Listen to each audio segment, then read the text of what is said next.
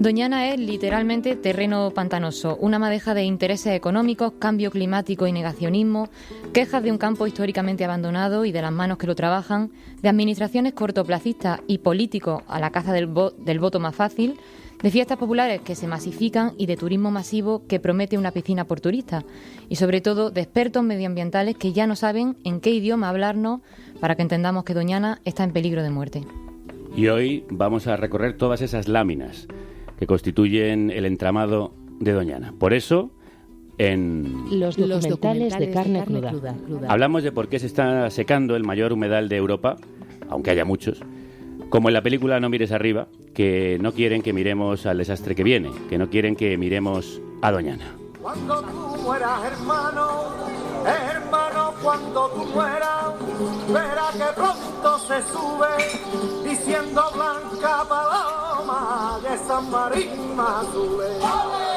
Esta misma madrugada se ha celebrado la procesión de la Virgen del Rocío. Cuando nosotros llegamos hace una semana al Rocío, esa aldea del municipio onubense de Almonte que mira a las marismas, ya había bastante ajetreo de trabajadores preparándolo todo para la llegada del 1.000.000 de personas que abarrota durante la romería esta localidad de 2.000 habitantes.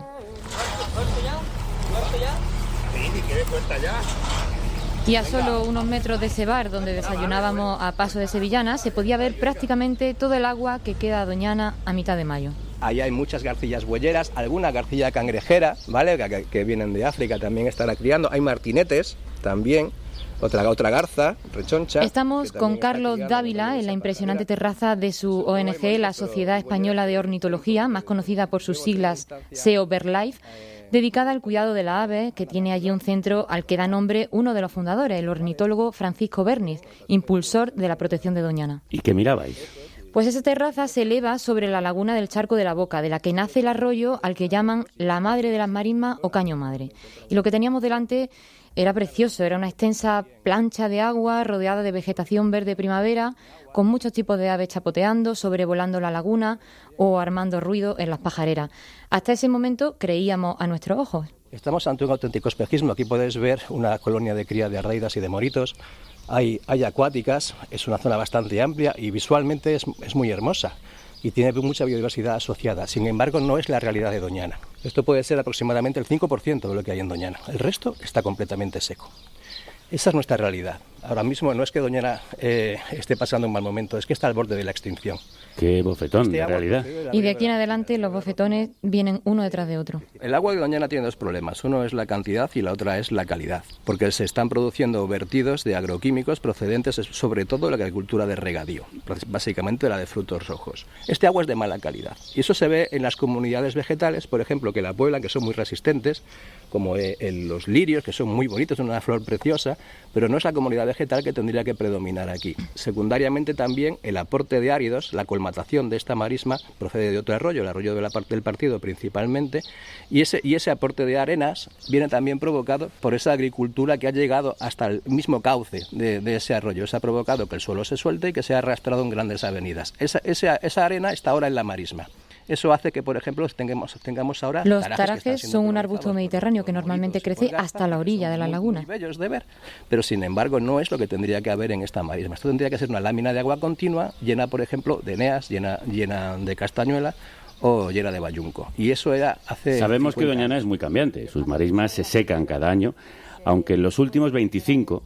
ha estado bastante por debajo de su media de inundación porque las lluvias son cada vez más escasas. Sí, entre 2020 y 2021 ha llovido la mitad de lo esperado y muchas lagunas temporales, lagunas de larga duración, han dejado de tener agua o la conservan durante muy poco tiempo. Y son un termómetro del estado de los acuíferos, también los pájaros. Las aves son la punta de lanza porque son muy visibles, entonces nos indican que algo está pasando en el ecosistema. Un ecosistema bien conservado se demuestra a través de lo que se llama especies paraguas o especies joya, es decir, hay individuos de determinadas especies que su presencia indican que el ecosistema se encuentra en buen estado.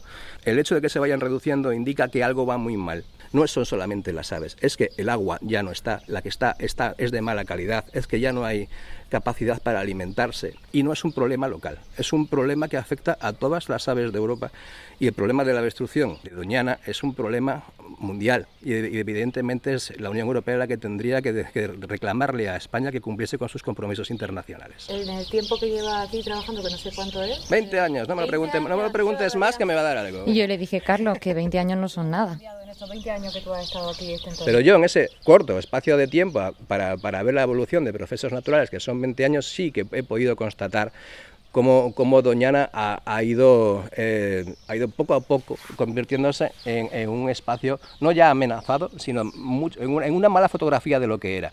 Y eso lo he visto porque sí he tenido la oportunidad de entrar a Doñana con frecuencia, porque sí he tenido la oportunidad de conocer las poblaciones de aves, cómo cada vez se va reduciendo las aves en el cielo de Doñana.